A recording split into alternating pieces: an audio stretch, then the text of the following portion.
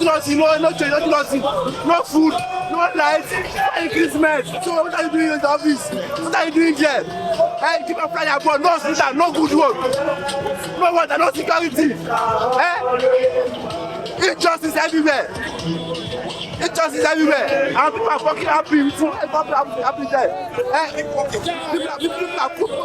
saying this is 1,000.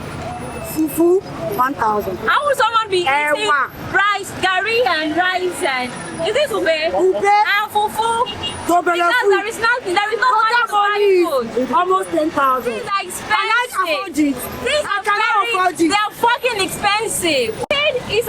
To feed is a trouble in Nigeria. My mother rent now has been doubled. Get out of me. My rent.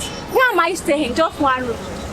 Just one room. Yeah, I am not conducive. The place is not even conducive for me. But what can I do?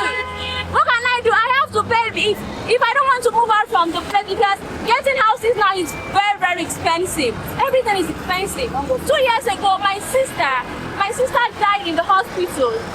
We were supposed to take her for scan in General Hospital Ikorodu. And when we were going, because she could not walk again, she was using oxygen to breathe. And when we were going on the road, the oxygen stopped after paying for it. We pay for food in General Hospital. It's supposed to be free, it's supposed to be public hospital. We pay for food, we pay for bed, we pay literally for everything in the hospital. And we call it General Hospital. Why is it called General Hospital? She died.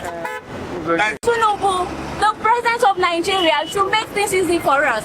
It should make sure that it decreases everything from foodstuffs to electricity to house rent. Talk to all the landlords. The landlords are increasing house rent because they too cannot survive. Many of them. So that's the